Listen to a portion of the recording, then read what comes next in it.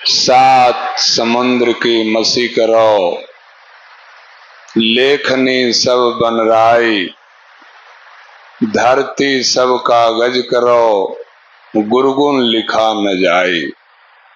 ऐसे परम समर्थ गुरु महाराज के चरणों में बारंबार प्रणाम है एवं करुणामयी दया के सागर माता जी के चरणों में भी बारंबार प्रणाम है एवं इस दिव्य चेतना सत्संग के एकल आचार्य परम पूज्य भैया जी के चरणों में भी बारंबार प्रणाम है एवं दिल्ली से आए हुए दीदी जी के चरणों में भी बारंबार प्रणाम है एवं हमारे पंक्ति में तमाम शिक्षक बिन जो बैठे हैं उनके चरणों में भी बारंबार प्रणाम है एवं इस सभा में उपस्थित तमाम भक्तजन को भी मेरा प्रणाम है। आज बहुत ही सौभाग्यशाली हम तमाम भाई बहन यहाँ पर उपस्थित हुए हैं। गुरु पूर्णिमा के त्योहार के अवसर पर गुरु आश्रम पर ये बहुत बड़ी कृपा है गुरु महाराज की, जो इतना सुनहला अवसर हम लोग को प्राप्त हुआ है। आज सबसे पहले हम लोग ये जान लें, कुछ नए साधक के मन में ये विचार होता होगा कि हम लोगों के गुरु महाराज तो सामने दिख रहे हैं, पर यह भी जान लेना अति आवश्यक होगा कि हमारे गुरु महाराज के जो गुरु जी थे उनका नाम क्या था। तो हमारे गुरु महाराज के गुरु जी का नाम श्याम चरण शुक्ल था। मध्य प्रदेश के रीवा के वो रहने वाले थे। 10-12 साल के उम्र में गुरु महाराज को वहां से दीक्षा प्राप्त हुई। जब गुरु महाराज के अंदर में वो दीक्षा का विस्तारीकरण हुआ, जब गुरु महाराज वहां गए तब तक गुरु जी शरीर त्याग चुके थे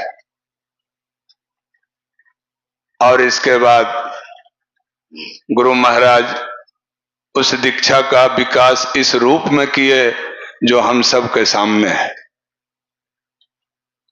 अमूमन हम सभी भाई बहन गुरु महाराज से एक बात बराबर सुनने को मिलता था, सब लोग जानते हैं, गुरु महाराज ज्ञान युक्त भक्ति की बात बराबर कहा करते थे, ज्ञान युक्त विश्वास की बात बराबर कहा करते थे।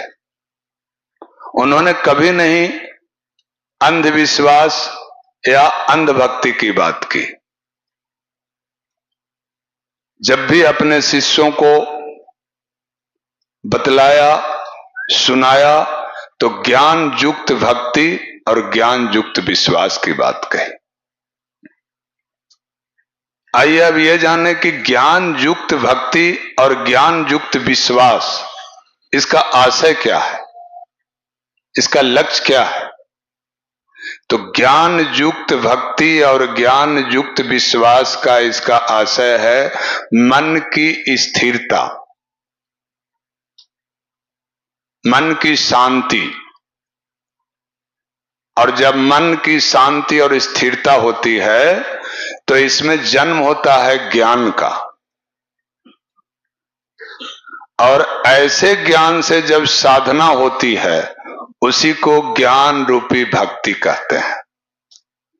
ऐसे ज्ञान के द्वारा यदि विश्वास होता है उसे ही हम ज्ञान युक्त विश्वास कहते हैं। स्थिर मन, शांत मन अपने आप में चमत्कार है। जो चमत्कार की बात हम लोग करते हैं तो हमारे गुरु महाराज ने साफ बताया कि इस चमत्कार को अपने अंदर में जानने समझने के लिए कोई अलग से क्रिया साधना कुछ करने की जरूरत नहीं है। शांत मन, स्थिर मन अपने आप में चमत्कार है। इसके लिए कोई अलग से साधना करने की जरूरत नहीं है। और इस शांत मन को ही अनुशासित मन भी कहते हैं। शांत मन, स्थिर मन को ही अनुशासित मन कहते हैं। और जब मन अनुशासित हो जाता है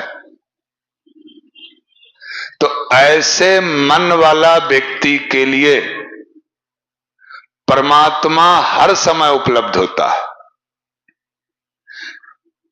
अनुशासित मन वाला व्यक्ति, जिसका मन अनुशासित हो गया है, वो किसी के साथ रिश्ता बना सकता है, चाहे वो परमात्मा हो या गुरु हो। उसके लिए सभी दरवाजा खुल जाता है। पर इसके लिए अनुशासित मन होना जरूरी है। और अनुशासित मन वाला जो व्यक्ति होता है, ऐसे व्यक्ति के लिए परमात्मा भी इंतजार में रहता है कि ऐसा व्यक्ति कब किसके लिए प्रार्थना कर रहा है। इतनी बड़ी बात अनुशासित मन वाला के लिए है। अब इस पर मैं एक छोटा सा प्रसंग रखूंगा। परम पूज्य गुरु महाराज के जमाने की बात है। वो अपने जीवन में एक व्यक्ति के लिए सिर्फ प्रार्थना किया था। गुरु महाराज अपने जीवन में एक व्यक्ति के लिए प्रार्थना किया, और उस प्रार्थना का फल क्या हुआ, अभी मैं आप लोग के समझ सुनाता हूं। ये बात उन दिनों की है जब गुरु महाराज हजारीबाग में सर्विस किया करते थे। और ये भी सत्य है कि सर्विस करते भर में भी बहुत बढ़ चढ़ के सत्संग का कार्य में वो लीन रहते थे। ये बात 1999 की है। उस समय रिटायर नहीं हुए थे। रिटायरमेंट का समय 2003 का था, पर यह 99 की घटना है। यह हम सभी लोग जानते हैं कि सर्विस में रहते हुए भर में भी उनका दौरा बिहार यूपी का लगातार चलता था। सत्संग का प्रोग्राम बिहार और यूपी दोनों का फिक्स हो चुका था। बिहार और यूपी में प्रोग्राम में उनको आना था। उस समय थोड़ा सा अस्वस्थ भी गुरु महाराज चल रहे थे, पर हजारीबाग से उनको डालमिया नगर डेहरी में पहला प्रोग्राम देना था। तो वो अपने एक स्टाफ को बोले, कर्मचारी को, जिसका नाम बिशुन करमली है, बोले ऐसा है, काम करो, बिहार में सत्संग का कार्यक्रम है, 5-6 दिन का छुट्टी ले लो, चलो। वो व्यक्ति साथ में चल दिया। डालमिया नगर में सत्संग का प्रोग्राम चला। 3 टाइम का प्रोग्राम था। बहुत ढंग से प्रोग्राम हुआ। सेकंड प्रोग्राम इसके बाद सुजानपुर का था। कुछ लोगों की इच्छा हुई, बाहर से भी लोग आए थे कि सुजानपुर हम लोग भी चलेंगे, गुरु महाराज का गांव देखना है। इसलिए डालमिया नगर के जो भी सत्संगी भाई थे वो सब सुजानपुर पहुंच गए। अब सुजानपुर पहुंच गए, सत्संग का कार्यक्रम चलने लगा। सुजानपुर जाने के बाद पहले से तो गुरु महाराज का प्रोग्राम 10-15 दिन का फिक्स रहता ही था, और था भी। सुजानपुर पहुंचने के बाद 10 दिन का प्रोग्राम और बढ़ गया। कुछ लोग के मन में ऐसा इच्छा जागृत हुआ कि नहीं, एक टाइम मेरे के यहां भी प्रोग्राम हो, एक टाइम मेरे के यहां हो। इस तरह से 10 दिन का प्रोग्राम और बढ़ गया। गुरु महाराज को ये लगने लगा कि ये व्यक्ति को 5-6 दिन का छुट्टी लेके मैं लाया हूं, 10 दिन का प्रोग्राम तो सुजानपुर में ही है, तो ये व्यक्ति क्यों रुकेगा। गुरु महाराज ने बिशुन करमली को बुला के कहा, ऐसा है, इस समय का सत्संग करके तुम हजारीबाग लौट जाओ। यहां पे बहुत सारे सत्संगियों का मिल गया है जमात। उस समय निज्जू भैया का भी सुजानपुर रहना होता था, निज्जू भैया का भी साथ मिल गया। इसलिए गुरु महाराज बोले कि अब हमें कोई दिक्कत नहीं है, हमारे साथ बहुत लोग हो गए हैं, तुम इस समय का प्रोग्राम करके निकल जाओ। तैयार हो गया वो व्यक्ति, बहुत सीधा साधा इंसान था। गुरु महाराज एक व्यक्ति को बोले, ऐसा है ये पहली बार बिहार आया है, इसे ले जाके आप स्टैंड में गाड़ी चढ़ा दें, ये सासाराम चला जाएगा और सासाराम से ये रांची वाली गाड़ी में टिकट करवा के हजारीबाग चला जाएगा।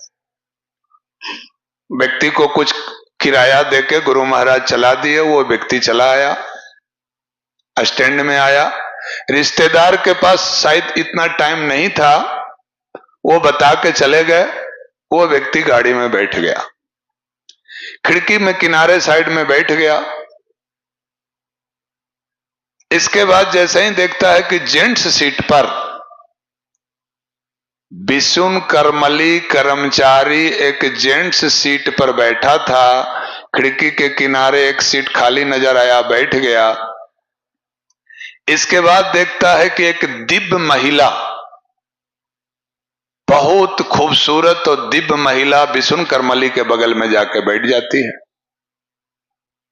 बिशुन करमली देख के एकदम अंदर से कांप रहा है और लोग गाड़ी वाले ये सोच रहे हैं कि महिला सीट खाली है, क्यों नहीं ये महिला सीट पर चली जाती है तो कोई जेंट्स इस पर बैठ जाएगा।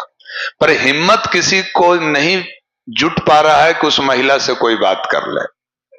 इस बीच एक दरोगा जी भी आए कुछ कहने के लिए कि मैं तो एक दरोगा हूं, सीट खाली करवा लूंगा। पर अनायास उस महिला के पास जाने के बाद उन्हें भी शांति छा गई। बिशुन करमली बेचारा सीधा इंसान था, उस महिला से वो कट के छुप के वो किनारे सट के बैठना चाह रहा था, डर से कांप रहा था। पर महिला बोली, ऐ डरो नहीं, आराम से बैठ जाओ। कहां जाओगे? तो जी हमें सासाराम जाना है या और भी जगह जाना है, बता के यहां से हमको हजारीबाग लास्ट मंजिल है। बोले डरने की कोई बात नहीं, आराम से बैठो, मैं भी सासाराम चलूंगा। आराम से वो यात्रा करने लगा, सासाराम उतर गया। समय के अनुसार जैसे बताया गया था, दूसरी गाड़ी आई, उसमें टिकट लेके बैठा तो खिड़की वाली ही सीट मिल गई। आराम से ये बैठा था, हजारीबाग की तैयारी हो रही थी। देखता है कि ये महिला एक दूसरी गाड़ी में बैठ के, ठीक इसके पैरेलल में सामने गाड़ी लगती है शीशा में। बिशुन करमली को लगता है कि यह महिला तो बोली थी कि मुझे सासाराम ही जाना है, तो ये दूसरी गाड़ी में बैठ के कहां जा रही है। और वो महिला बिशुन करमली पे निगाह बनाए हुए है कि इसको सीट मिला कि नहीं, या बैठा कि नहीं। पर बिशुन करमली को इसके बारे में कोई जानकारी नहीं है। इसके मन में यह संशय हो रहा है कि यह महिला सासाराम तक बोली और डरने की बात नहीं बोली, है कौन। इस बीच गाड़ी वहां से रवाना हो गई, वो गाड़ी खुल गई, बिशुन करमली चला गया। हजारीबाग में गाड़ी 2:30 बजे रात में पहुंच जाती है, स्टैंड में उतर जाता है। चूंकि उसे पता है कि जब हजारीबाग अपना टाउन है, हजारीबाग में उतर जाएंगे तो कोई टेंशन होगा नहीं। इस बीच में गुरु महाराज को बेचैनी बढ़ी हुई है, सीधा इंसान है, घर पहुंचा है कि नहीं पहुंचा है। और जैसे ही बिशुन करमली निकला था, एक बात मैं कहना भूल गया, जब बिशुन करमली सुजानपुर से सासाराम के लिए निकला था, तो जैसे ही सुजानपुर से वो निकला था तो पहला बार गुरु महाराज ने यह प्रार्थना किया, या प्रभु इस आदमी को आपके हवाले मैं करता हूं, इसकी सुरक्षा करना, इसके घर तक पहुंचाना आपकी जिम्मेवारी है। अगर इस आदमी को किसी प्रकार का कोई परेशानी होती है तो ये सारी परेशानी मुझे होगी और बिना मतलब के हम टेंशन में आ जाएंगे, सत्संग बाधित हो जाएगा। इसलिए हे प्रभु, मैं अपने आदमी को आपके हवाले करता हूं, इसे आप घर तक के सुरक्षित पहुंचा देंगे। ये गुरु महाराज का एक प्रार्थना था। 2:30 बजे बिशुन करमली हजारीबाग में उतरता है तो उसे दिशा भ्रम हो जाता है, जबकि उसका अपना टाउन है, अपना बाजार है, पर उसे यह पता ही नहीं चल रहा है कि हम किधर जा रहे हैं, किधर नहीं जा रहे हैं। पर वो एक बात को खोज रहा था, वो कौन सा स्थान खोज रहा था? तो जब भी गुरु महाराज बिहार सत्संग के लिए आते थे तो उस हजारीबाग स्टैंड में एक स्थान था जहां पे गुरु महाराज बैठते थे।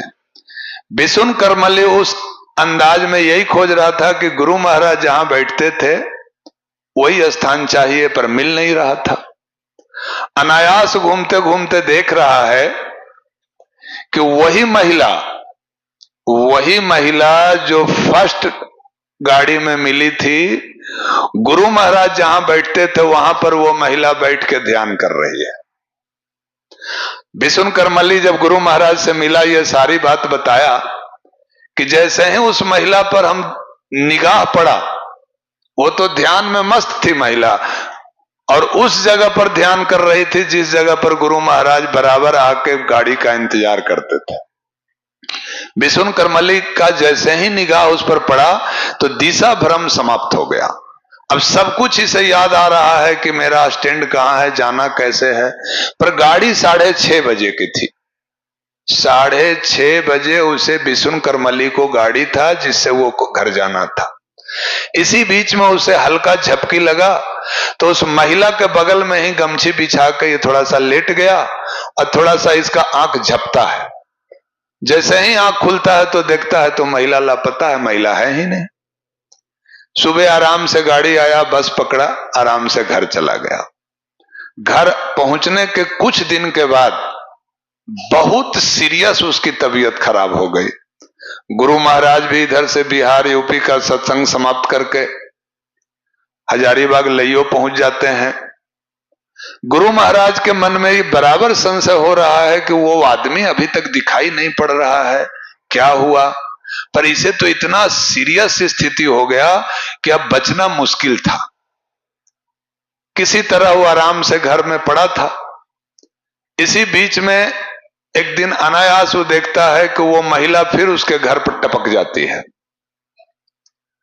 और जैसा कि गुरु महाराज से बिशुन करमली सारी बात बताता है, वो महिला आती है और पूछती है, क्या हुआ तुमको? बस इतना पूछने के बाद उसकी आंख से एक हल्का सा ब्लू कलर का रोशनी निकलता है, जो हाफ सेकंड या 1 सेकंड के लिए होता है, और इसके आंख में वो रोशनी समा जाता है। बगैर दवा का, किसी प्रकार का कोई इलाज किए हुए वो तुरंत उठ के बैठ जाता है और बिशुन करमली पूछ बैठता है कि आप वही तो नहीं है जो बस पर मिले थे? तो आप बताते भी कुछ नहीं, आप हैं कौन? सासाराम से आप मेरे साथ चल रहे हैं और हमारी तबीयत इतना सीरियस थी, आप ये तो बता दीजिए कि आप हैं कौन? और महिला का सिर्फ इतना ही आवाज आता है कि तुम मुझे माता मान लो, मुझे बहन मान लो, जो भी मान लो, बस मैं वही हूं। इतना कह के महिला फिर समाप्त हो जाती है। अब इसका बिशुन करमली का तबीयत एकदम फिट हो जाता है। अब इसे इच्छा होता है कि गुरु महाराज से चल के मिले। बिशुन करमली जाता है, गुरु महाराज को भर अखबार पहले अपना जान भर पकड़ता है और फट के रोने लगता है और सारा सीन, सारा कहानी बताता है कि जब मैं सुजानपुर से चला था तो हमारा यात्रा कैसे कैसे हुआ। उस यात्रा में एक महिला मिली, बहुत खूबसूरत, स्मार्ट थी। मैं तो डर रहा था। पूरी जब घटना सारा चीज जब गुरु महाराज को बतलाया तो गुरु महाराज भी देख के स्तंभित रह गए कि ऐसा भी होता है। एक प्रार्थना ही तो हम किए थे। क्या हम लोग इस बात को समझ सकते हैं कि यह प्रार्थना का राज क्या था और यह हुआ पूरी घटना कैसे? आज उसी क्रिया को करने के लिए हम लोग सब इस आश्रम पर उतरे हैं। मन स्थिर होना, मन शांत होना। कब मन शांत होगा, कब मन स्थिर होगा, ये गुरु महाराज की जो बताई हुई क्रिया है, इसी से सब कुछ होगा। पर हम लोग करते क्या हैं? हम लोग में सबसे बड़ी कमी ये होती है कि ये मान बैठते हैं कि हम तो गुरु महाराज से दीक्षा ले चुके हैं, हम तो गुरु मंत्र ले चुके हैं, आप गुरु मंत्र ले चुके हैं, पर उस गुरु मंत्र का फायदा कितना उठा रहे हैं? क्या उस साधना को पूर्ण श्रद्धा विश्वास के साथ आप कर कितना रहे हैं? क्वेश्चन 100 उठ रहा है और क्रिया एक बार भी नहीं हो रहा है। तरह तरह के क्वेश्चन आ रहा है, पूजा में मन नहीं लग रहा है, आज तो फुर्सत नहीं है, वगैरह वगैरह है। नहीं, गुरु महाराज से मिल लेना, गुरु महाराज से दीक्षा ले लेना, इससे कल्याण जीवन में नहीं होगा। कल्याण तो उन्होंने साफ कहा है, भरी मन से गुरु महाराज ने कहा है, जो क्रिया मैं दे रहा हूं सब कुछ इसी से तुम्हारा हो जाएगा। और यही हमारे दिव्य चेतना की सच्चाई है। यहां किसी प्रकार का दूध में पानी मिलाने की बात नहीं होती है, यहां अंधभक्ति और अंधविश्वास की भी बात नहीं होती है। गुरु महाराज ने तो साफ कहा है, तुम जितना करोगे तुमको उतना मिलेगा। दूसरी सबसे बड़ी हम लोगों की कमी क्या होती है कि किसी और के बारे में सुन के जान के अपने आप में बेचैनी हो जाता, अरे इनके साथ ध्यान में ऐसा हुआ, हमको तो कभी हो ही नहीं रहा है। अरे कैसे होगा, ये आप कैसे जान रहे हैं? गुरु महाराज अपने रीजन में अपने भक्तों को क्या समझ के कौन सी गुरु मंत्र दिए, कौन सा दीक्षा दिए, ये तो सिर्फ आप और गुरु महाराज जानते हैं, तीसरा कौन जानता है? तो किसकी स्थिति क्या रही है, ये आप आकलन जो कर ले रहे हैं, ये मैं समझता हूं उचित नहीं है। उन्होंने जो साधना बतलाई है, जो क्रिया बतलाई है, वो पूर्ण श्रद्धा विश्वास के साथ करके देखिए। सारी बात तो उन्होंने स्पष्ट बता दिया। एक शांत मन, एक ठहरा मन, वो अपने आप में चमत्कार है। वो जब चाहेगा चमत्कार पैदा कर सकता है। उसके लिए अलग से सिद्धि साधना और स्मशान में कोई जाके क्रिया नहीं करना है। वो घर में अपने बैठ के जो अपना साधना करेगा, उसी में हजारों चमत्कार अंतर समाहित है। और ऐसा शांत मन, स्थिर मन वाला व्यक्ति, गुरु महाराज ने तो साफ कहा है, शांत मन और स्थिर मन वाला व्यक्ति यदि किसी के बारे में कोई प्रार्थना करता है तो परमात्मा के दरबार में भी है, सब जगह खाली है। ऐसे साधकों को प्रार्थना सुनने के लिए परमात्मा और गुरु दोनों वेट करता है कि कब ये आदमी किसी के लिए प्रार्थना कर दे, बशर्ते को उस प्रार्थना योग्य हम लोग को बनना है। प्रार्थना योग्य बने नहीं है, अकाउंट नील है और चेक काटने के लिए लगातार कलम चला रहे हैं, चेक तो वैकेंट हो ही जाएगा। बैलेंस जब नील है तो इतना चेक काटने की क्या जरूरत है? बराबर गुरु महाराज ने इस बात पर बल दिया, अपने आप को शक्तिशाली बनाओ। तुम जब शक्तिशाली रहोगे तो फिर भय किस बात का है? और मैं तो इस बात को प्रमाणित करके देखा हूं। कुछ ऐसा अवसर मिला है गुरु महाराज के साथ कि बहुत सारी चीजें वाणी का विषय नहीं है। अभी जो 3 टाइम का प्रोग्राम होगा, बहुत कुछ आपको सुनने के लिए मिलेगा, पर मैं ये भी स्पष्ट कह दे रहा हूं कि सारी बातें सारे साधकों के लिए नहीं होगी। इसलिए नहीं होगी कि आपकी योग्यता उस स्टेज पर नहीं पहुंची है, और इस मंच से जो बात बताया जाएगा उस शायद हो सकता है कि आप न समझ पाए। इसके लिए कि जो 3 टाइम की जो प्रोग्राम होगी, इसमें बहुत कुछ मिलेगा, पर आपके ऊपर डिपेंड करता है कि आपकी योग्यता उस बात को सहने समझने के लायक बने हैं कि नहीं। और नहीं तो 3 टाइम में सब कुछ यहां मिल जाएगा। एक भी साधक इस गुरु आश्रम में गुरु पूर्णिमा के अवसर पर आया हो और खाली लौट जाएगा, ऐसा कतई नहीं हो सकता है। आपकी जितनी बड़ी झोली है, इतना ही आपको यहां से मिल सकता है। ऐसा नहीं है जिसका जितना बड़ा झोला है उतना बड़ा लेके जाएगा, पर इस आश्रम से कोई बंदा खाली नहीं जाएगा। ओम।